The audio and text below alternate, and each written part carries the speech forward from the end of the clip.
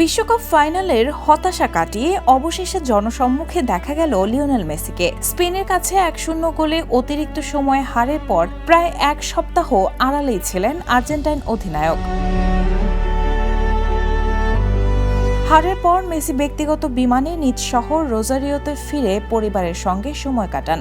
এই সময় তিনি জনসম্মুখে আসেননি, শুধু সামাজিক যোগাযোগ মাধ্যমে লিখেছিলেন এই হার তাকে দিয়েছে অত্যন্ত কষ্ট।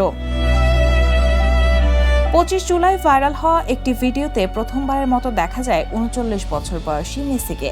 রোজারিওর কাছের শহর অ্যারোয়াসেকোতে একটি স্থানীয় ফুটবল ম্যাচ দেখতে দেখা যায় আর্জেন্টাইন মহাতারকাকে। কালো হুডযুক্ত জ্যাকেট পরে তিনি ভক্তদের দিকে হাসি মুখে হাত নাড়ান, এরপর শান্তভাবে সেখান থেকে চলে যান। আর তাকে দেখেই ভক্তদের উচ্ছ্বাসও ছিল চোখে পড়ার মতো।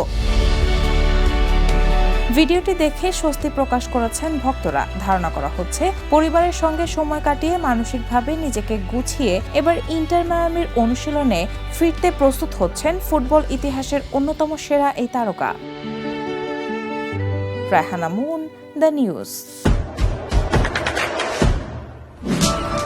দেশে দেশে সবার সাথে দ্য নিউজ।